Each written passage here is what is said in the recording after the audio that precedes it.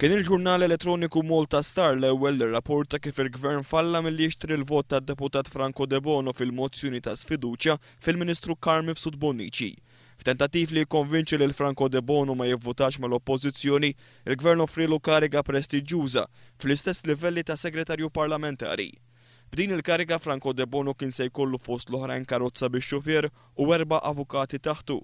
Iżda Franco De Bono maċċettax u baqa' jinsisti li Carmif Sud-Bonnici kellu jassumi responsabilità tan-nuqqasijiet tiegħu għal mod kif mexxa l-Ministeru tal-Ġustizzja u l-Intern.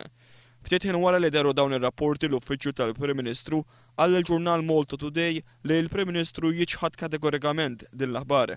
Immedjata reazzjoni ta' Franco De Bono li f'kummenti ma' One News akkuża lil Prim Ministru li kien qed jikdeb. Saħaq li hu lest jiffaċċja lil Lorenz Gonzi pubblikament għaliex fideh kellu dokumenti li kienu waslu għandu mingħand medjatur mibgħut mill-istess Prim Ministru u li kien qed jiltaqa' miegħu qabel il-vot dwar il-mozzjoni tal-Oppożizzjoni dwar il-Ġustizzja u l-Intern.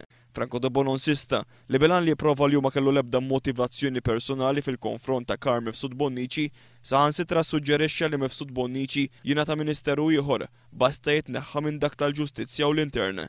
Iżda l-Prim Ministru maċċettax għaliex qallu li meta firret il-Ministeru tal-Ġustizzja mill-Intern kien għamel biżżejjed, meta fir-realtà din kienet biss parti mill-problema, jgħid Franco De Bono.